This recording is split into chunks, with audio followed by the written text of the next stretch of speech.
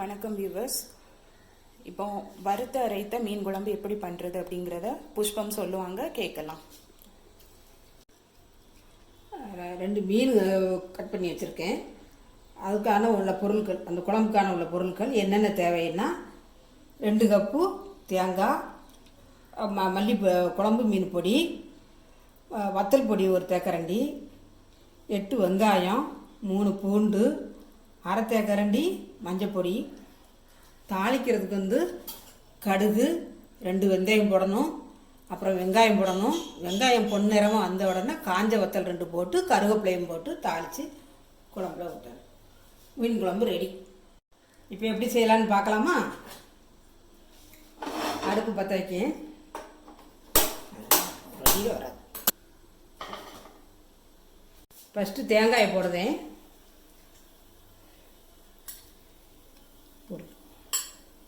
2வது வெங்காயம், 3வது பூண்டு.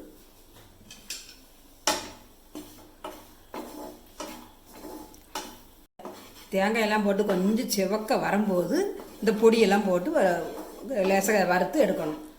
பொன்னிறமாக வர்றது வரைக்கும் வறுக்கணும்.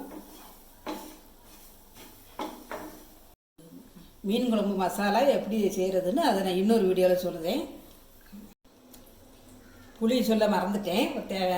முக்கியமானது எலுமிச்சம்பழம் அளவுக்கு அந்த புளி எடுத்துக்கிட்டு அதோட உப்பும் தண்ணியும் கலந்து கரைச்சிக்கிடுங்க.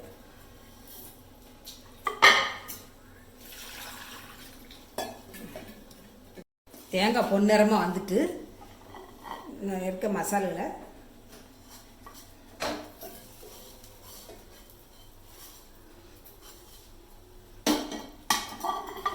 லேசாக வறுத்தா போதும். மசாலா அடுப்பை ஆஃப் பண்ணிட்டு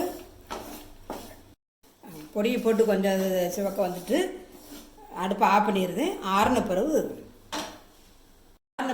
மிக்சியில் அரைச்சிக்கிடலாம். இப்போ நல்லா ஆறிட்டு மிக்சி சாரில் போட்டு இன்னும் அரைக்கலாம்.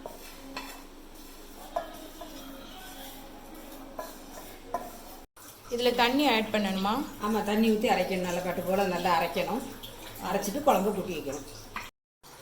அரை கப்பு போல் தண்ணி ஊற்றி அரைக்கணும். இப்போ மசாலா ரெடி ஆயிடுச்சு. ஸ்டவ் ஆன் பண்ணி குழம்பு கூட்டி வைக்கணும்.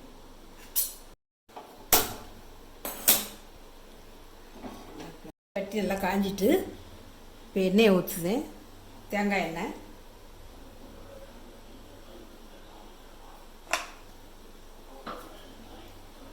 எண்ணெய் காஞ்ச பிறகு கடுகு, வெந்தயம், வெங்காயம், கருவேப்பிலை, இந்த வத்தல் இதெல்லாம் போட்டு தாளித்து கறியை கூட்டி வைக்கணும். எண்ணெய் காஞ்சிட்டு கடுகு போடுதேன். இது கூட 2 வெந்தயம் போட்டால் வாசம் நல்லா அதிகமாக இருக்கும். கடுகு வடிக்கட்டும். வடித்த பிறகு வெங்காயத்தை போடணும். வடிக்கணும். நல்லா கடுகு வடிச்சிட்டு வெங்காயத்தை போடுறேன்.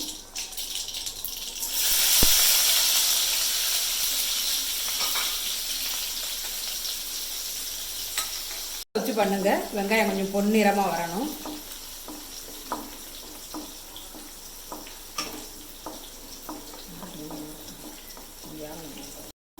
இனி இந்த மசாலா எப்போ நம்ம இது கூட ஆட் பண்ணணும்? இந்த வெங்காயம் பொன்னிறமாக வரணும். வந்து இந்த வாசத்தன்மை வரும்போது கருவேப்பிலையும் இந்த காஞ்ச வத்தலும் போட்டு குழம்பு கூட்டி வைக்கணும். இப்போவே நல்லா வாசம் வருது. கருவேப்பிலை, காஞ்ச வத்தல் 2. இப்போ அந்த மசாலா எல்லாம் ஊற்றி வைக்கலாம்.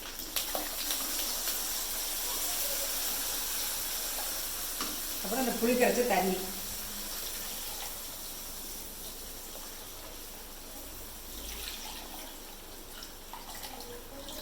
பாத்திரம் சுற்றியாச்சு நல்லா சுத்தமாக செய்து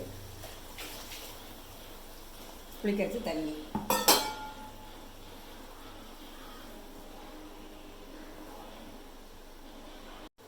கொஞ்சம் லைட்டாக கொதித்த உடனே வாஷ் பண்ணி வச்சுருக்க மீனை போடணும்.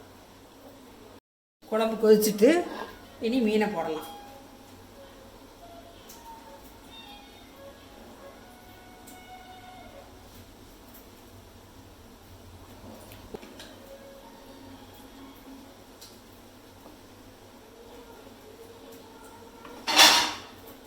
இன்னும் மூடி வச்சு ஒரு 1/4 மணி நேரம் இந்த மீன் வேகணும். மீன் குழம்பு வேகட்டும். குழம்பு நல்லா வெந்துட்டு சுவையான விலை மீன் குழம்பு ரெடி.